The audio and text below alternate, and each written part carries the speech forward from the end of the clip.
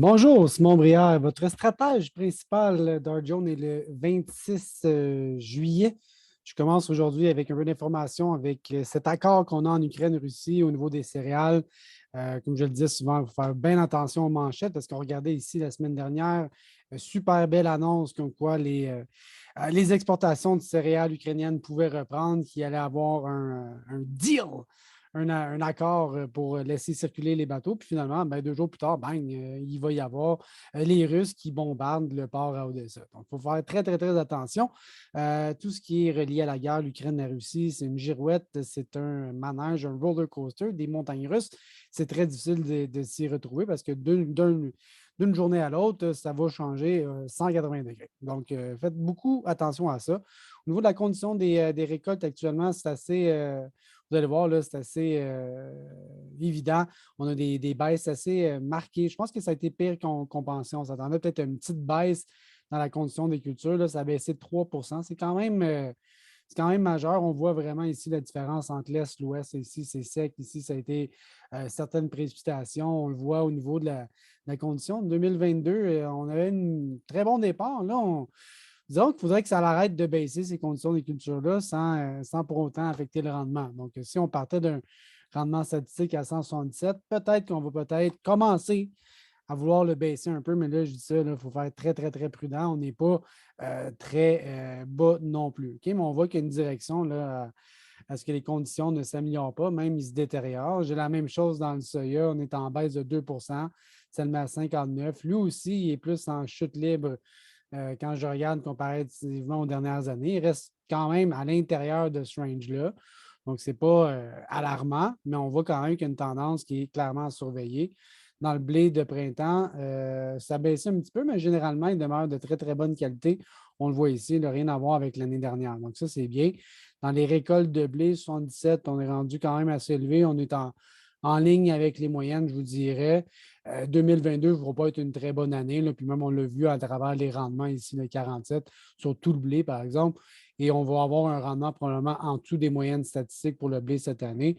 Ce n'est pas une mer à boire, mais c'est quand même pas une année record pour les rendements de blé aux États-Unis. La météo, pas parfait. OK, on a des précipitations un petit peu trop au sud. On en a besoin plus ici dans le nord-nord-ouest. On voit ici sur cette carte-là où est-ce qu'il y en a vraiment besoin. Donc, ce n'est pas parfait, même que, encore une fois, il va y avoir des températures chaudes et sèches pour les prochaines, dans les forecasts là, pour la fin du mois d'août, fin de juillet, début août. Et là, les forecasts pour le mois d'août sont sortis et c'est chaud et c'est sec. Donc, je pense que c'est vraiment pas parfait. Là aussi, il faut faire attention, ce n'est pas une catastrophe, mais c'est loin d'être le forecast météo idéal, surtout pour les fèves soya dans le mois d'août, remplissage des gousses. Ça va prendre plus de précipitations et idéalement des températures un peu plus fraîches, ce qui n'est pas prévu. On verra si ça change, mais pour le moment, ce n'est pas parfait. Graphiquement, on voit une très grande zone de consolidation ici pour le maïs. Je pense que c'est des supports assez intéressants. On semble vouloir rebondir dessus, quoique les tendances sont quand même légèrement négatives. Donc, un marché un peu neutre à peut-être un certain rebond dans une tendance baissière quand même. Le blé, on est revenu carrément à la case départ avant la guerre. Donc, là aussi, je pense qu'on va y avoir une sorte de consolidation, peut-être un peu un marché neutre.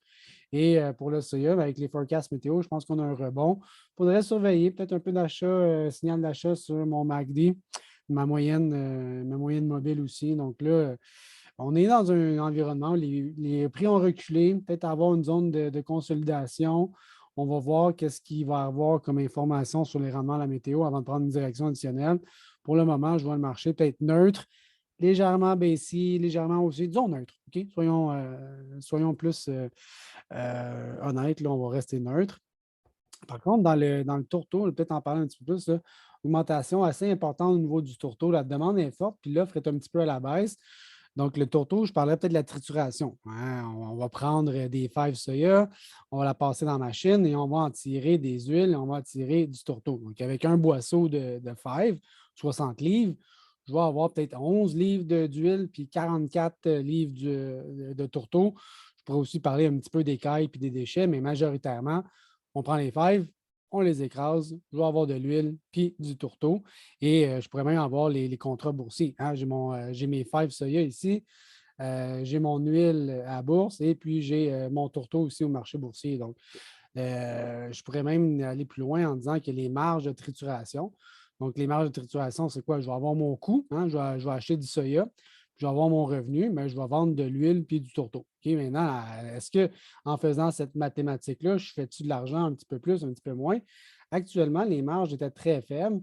Elles ont augmenté sensiblement. Une des raisons qui se cache derrière ça, bien, mon coût, hein, mes fèves vont baisser. Mon tourteau, lui, s'est apprécié. Oui, les huiles ont baissé un peu, mais le fait d'avoir baissé mon coût de production et d'augmenter mon revenu, mais ça fait en sorte que les marges ont augmenté. C'est intéressant. Je regarde quand même au niveau du tourteau, très grande surenchère, hein. On voit que l'offre, elle est relativement faible pour une demande qui est assez grandissante. Ça, c'est les fèves. Pour l'approvisionnement de fèves, là, il est très difficile, hein. Les fèves valent cher, valent 15$ le boisseau. Et si je vois un petit peu plus loin en septembre, mais ça baisse, ça baisse. Donc, on a un marché qui est en surenchère. Ça fait en sorte qu'il faut payer de plus en plus cher pour avoir de l'approvisionnement immédiat. J'ai quasiment 1,30$ de différence pour avoir du soya tout de suite.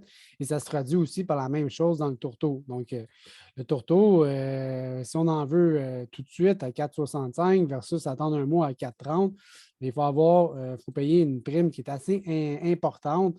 Depuis le mois de juin, là, il y avait une différence de 4$. On est rendu à 35$, cette différence entre ces mois-là. Donc, ce que ça me dit, c'est que l'offre, hein, la misère à avoir du tourteau, est-ce que les usines sont en maintenance? L'approvisionnement en fèves est plus difficile. Il n'en reste quasiment plus des fèves. Mais au niveau de ma demande, elle est constante. Les animaux ont besoin de manger, puis je n'ai pas de flexibilité ou je ne peux pas nécessairement me revirer de bord puis changer les rations. Donc, j'ai un marché qui est vraiment déséquilibré. J'ai une grande demande pour une offre relativement faible et donc les prix ont augmenté drastiquement. Donc, je vous laisse là-dessus. Des questions, n'hésitez pas. À bientôt. Bye.